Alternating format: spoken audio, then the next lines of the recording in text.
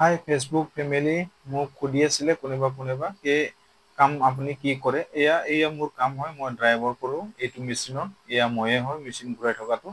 তো তাতে মোৰ লগত মোক সহায় কৰা আৰু তিনিজন থাকে মোৰ এজনে কুদাল দি টানে এজনে মেচিনটো ঘুমাই দিয়ে তাৰমানে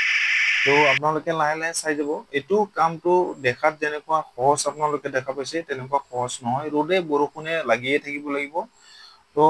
এয়া কাম কোনে পাৰে মই আপোনাক কৈ আছো যিয়ে যাৰ পকৰত ডাঙৰ ঘাও লৈ আহে যোনে পকৰত ডাঙৰ ঘাও লৈ আহে এই ঘাওৰ নামটো হ'ল কি বন্ধন ঘাও আৰোহণ ঘাও আজীৱন ঘাও এইবিলাক ঘাও থকা মানুহে এই কাম কৰিব পাৰে কাৰণ ইহঁতক সপ্তাহত পেমেন্ট লাগে সেইটো গতিকে ইয়াতে বাধ্যত পৰি পেলাই উপায় নাপায় মানে একেবাৰে ঘাম ওলালেও যি ওলালেও কৰিবইলগীয়া হৈ যায় তাৰমানে গা বিষালেও জ্বৰ আহিলেও কৰিবইলগীয়া হৈ যায় তেনেকুৱা তো কামটো আমাৰ চাই পেলাই আপোনালোকে কেনেকৈ পালে কেনেকৈ লাগিল আপোনালোকক মনত সেইটো কমেন্টত জনাব